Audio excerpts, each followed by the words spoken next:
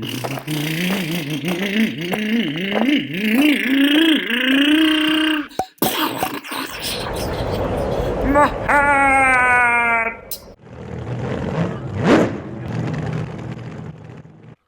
Reds is probably one of the lightest motors I have tested, or perhaps the lightest motor that I have tested.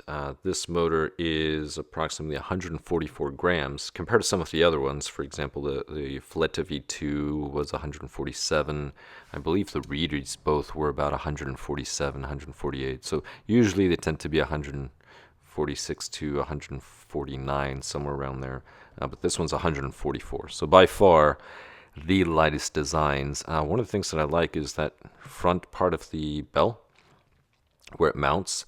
It's a full piece. If you saw my video with the Reedy, I believe it was the S Plus, the S Plus has only 5 mounting holes, and the even holes are floating, so they're not fully attached. They don't loop back around to attach to the rest of the can for support, which you probably don't need if it's just on-road, unless you're doing jumps with the motors. So maybe off-road, I'm not sure. In my mind, I'm thinking it'll probably flex just enough to put a little more stress on the bearings, but probably not at all. And the only reason why I say stress the bearings is because of the rotor. It might tweak it from one end to the other. But like I said, probably not. That's more than likely just me. Now, it's I don't know, it's kind of a cute motor compared to some of the other ones, to be honest. And I looked at the name and I was Reds. All right, fair enough. Oh, that's probably why the end bell is red. At least that's the only thing that's red. Now, per my understanding, most of them are going with black laminations or a really large black surface, and the reason behind it is it's more accurate when taking temperature. But to be honest, I really don't know, but somebody was telling me that's the reason why most motors are this color. But let's go to the Gauss. This is actually a very nice design. So this is the MR design, VX3 215, as I was mentioning. But it's very, very nice. And for some reason, it really reminds me of the Trinity motor, especially once I show you the rotor. The rotor looks very, very similar. So we're looking at about 19.9, so that's close to 20. Let's see. And the rotor, wait, if you look at the rotor, right, the epoxy is a different color. I think Trinity uses blue. Or I could be confusing the style with Hobbywing. Maybe it's Hobbywing. That looks very similar. I would have to look at the videos and see. But anyway, this is a 2545. That's pretty good. And 1246 for the rotor dimensions. But like I said, the dimensions are very nice. Let's see what the Gauss is. What was that? I don't remember if I zeroed it or not.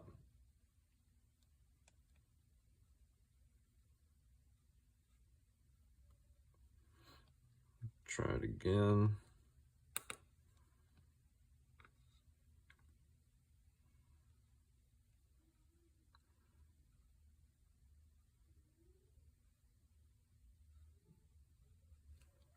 I'll go ahead and record this.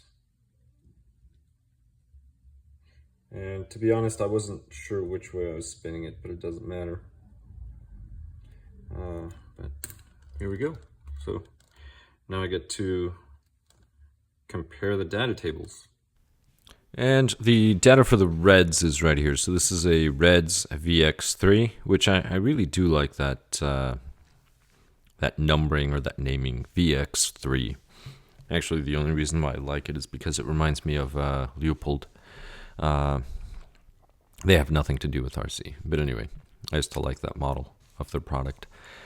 But here we go, 25.5. So the Gauss is 1465, 1506. So close enough to 1500, just under 1500 if you take the average.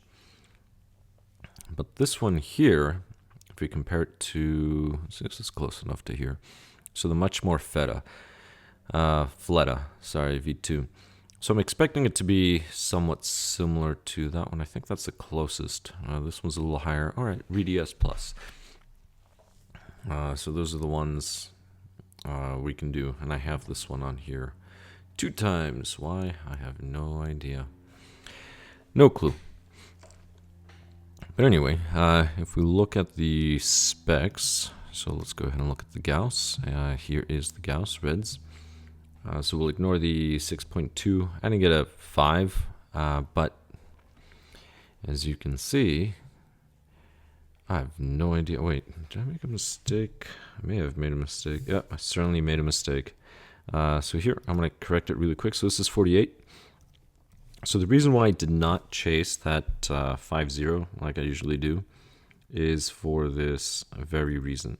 And honestly, on some of the motors that I've tested, when they have a low strength rotor, something that I have found is the following. The gauss will be very low, and then it'll get to, say, close to optimum, and then it'll just shoot up. So here we're looking at, so let's look at this. So 3 degrees. Look at the difference between 3 degrees. So 43 to 46, we have 3.6, 4.7, which is a 1 amp difference, 1.1. But from here to here, we're looking at over that amount with 2 degrees, so 1 less degree, and we are at 1.5 amp difference. So that's something that I found. So I would have had to find that 47, and that 47 would probably not give me a 5. It would probably give me about a 5.3, 5.4, which I guess would still be a good comparison since I have a 5.2 here. But I can estimate. So if we have a 4.7, here we have a 3200, and comparing it to this one, a 5.2 at 33, or a 4.4 at 31, these motors are spot on when it comes to the kV per amp draw. The difference is the timing. This one does it in less timing, which is also good. Depends on application. Now let me look at the gauss based on this. This one's probably a weaker rotor. Let's see. Let's go to the Fleta 2. It is. It's a weaker rotor on the Fleta 2, so that makes sense there as well. So that is something else to consider. So the Fleta 2 in this case would be a slightly higher revving motor compared to the Reds, but to be honest, they're the same. Gearing's going to make the difference. So if we compare the Reds to the S Plus 1, that's what you're going to be competing against. And this, let's see, so if we look at the 3.4 and the 3.9, we're looking at 26, 27, so let's say 2700, somewhere in between. 3.6, that's somewhere in between 29. So you can see the Reds is a higher revving motor, but the Reeds, I'm pretty sure that one has a stronger rotor. Reeds S Plus, it should.